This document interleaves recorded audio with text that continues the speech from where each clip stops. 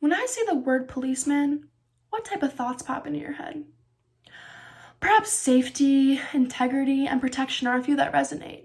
And I would agree, considering I grew up in a middle-class suburbia as a white female.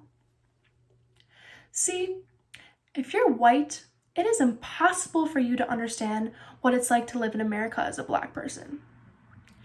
To be black in America means that there is a target on your back that you must live with for the rest of your life. To be a black man in America means that you must constantly worry about being profiled, exploited, jailed, and even murdered by the police. African Americans are 3 times more likely to be shot to death by the police than a white person, and they are imprisoned at a much higher rate. This is according to mappingpoliceviolence.org, an organization that collects data from comprehensive, impartial databases to track police killings. In Wisconsin alone, the disparity of black men in prison compared to white men is 10 to 1.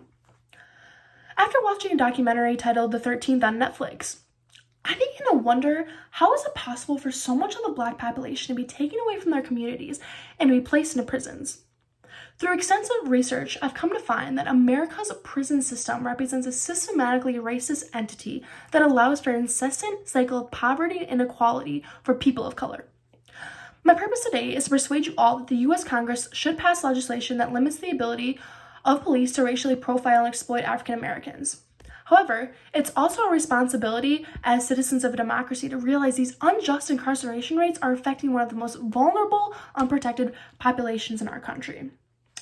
To most effectively present my argument, I will first begin with the disproportionalities or overrepresentation of minorities that are ingrained in the prison industrial complex. I will then move on to explain the history and the roots that shape such a racist institution. Finally, I will end with my propositions on how to break that racist cycle and provide equality to a group of people that have been systematically disadvantaged in our society. To establish the necessity for this legislation, I will start by informing you of the substantial inequalities that exist in our prisons. African American men have been disproportionately detained in America's prison industrial complex when compared to their overall population in the United States. Out of more than 11 million black adult males in the U.S. population, nearly 1.5 million are in prison, with another 3.5 million either on probation or parole. Blacks are incarcerated at more than 5 times the rate of whites. This is according to sentencingproject.org, which is a nonprofit research and advocacy center working to reduce the use of incarceration in the U.S. Looking at the end of 2017, federal and state prisons in the U.S. held about 476,000 black inmates and 437,000 white inmates. While the numbers seem very close, it's vital to look at the populace that the different races make up in America. In 2017, blacks represented only 12% of America's population, while simultaneously representing 33% of the prison population. Another vital factor to consider is how a criminal record can reduce the likelihood of a callback or job offer by nearly 50%. The negative impact of a criminal record is twice as large for African American applicants. The challenges for re-entering society from prison are already extremely difficult as it is. However, racial prejudice and discrimination severely limit blacks. In a study done by Harvard sociologist Diva Pager, she found that whites with a criminal record had a 34% chance of receiving an interview callback, whereas blacks had a 14% chance. It can be concluded that if you're black, you have a 20% less chance than a white person to have the ability to receive employment, earn wages, and ultimately have a better quality of life. The evidence clearly indicates that there is a racial issue within the prison system, but how can this be explained? The excessive incarceration of African Americans can be explained to the deep-rooted, systematic racist values that make up America. The 20th century war on drugs was a ploy to incarcerate thousands of black people for rallying for their freedom. The civil rights movement was a time of liberation and struggle for blacks.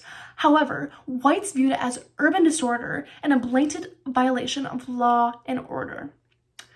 Isn't it a little suspicious that the war on drugs occurred right after blacks began to fight against a system that discriminated against them? To add, in the 1972 election, Richard Nixon adopted the Southern strategy to get reelected, which entailed creating the Drug Enforcement Administration. The DEA put an emphasis on fighting drugs through the criminal justice system. Then came the harsh penalization of possessing crack, which quickly became associated with the poor inner city blacks. According to Provine, the author who wrote Unequal Under the Law, Race and the War on Drugs, under federal law, it takes 100 more times the amount of powdered cocaine to elicit the same prison sentence as possessing crack. The war on drugs led to a 500% increase in incarceration in our country, which undoubtedly affected communities of color the hardest. From the mid-1980s through 1996, various sentencing laws were passed to make the penalties for drug and violent crimes extremely harsher. By adopting the mandatory sentencing law, offenders would be required to serve a certain amount of time in prison. The 3 strikes rule required a minimum life sentence for those convicted of a 3rd felony. State truth in sentencing laws required offenders to serve at least 85% of their given sentence, effectively getting rid of the chance of parole. The culmination of these harsh sentencing laws that have been passed has had the effect of imprisoning thousands of Black people. In doing this, America has successfully maintained their social hierarchy that persistently places Blacks at the bottom and whites on top. By segregating Black men in prison, racist stigma is allowed to persist. I will not propose legislation that I believe will help to limit the racial disparities that currently exist. To limit the amount of trivial and racist arrests of African Americans, certain policies must be removed by Congress, as well as enacting legislation to protect people of color. Getting rid of unfair laws such as the 3-strike rule, mandatory sentencing, and stop and frisk laws is essential.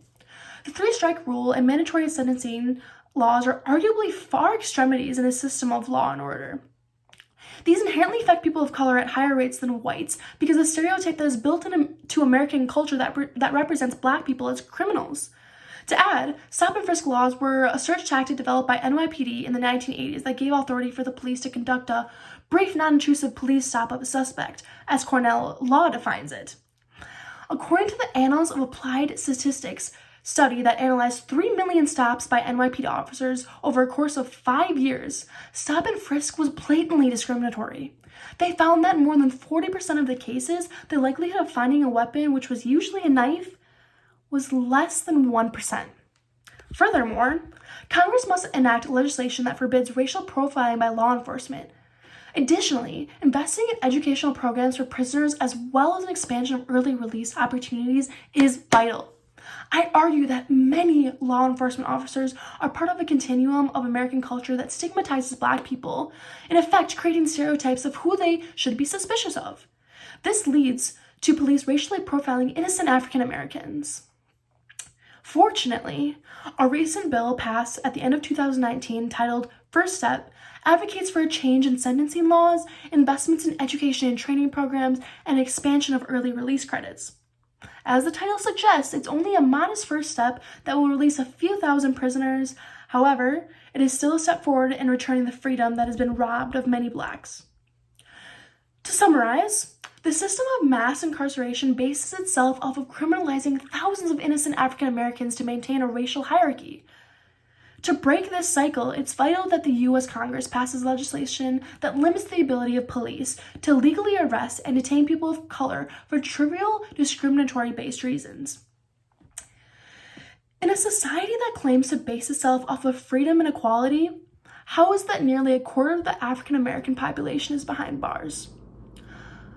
The answer lies within America's history of systematically denying rights and opportunities to Black people. Major change must be made to grant life, liberty, and the pursuit of happiness to every single human being in this country. Thank you.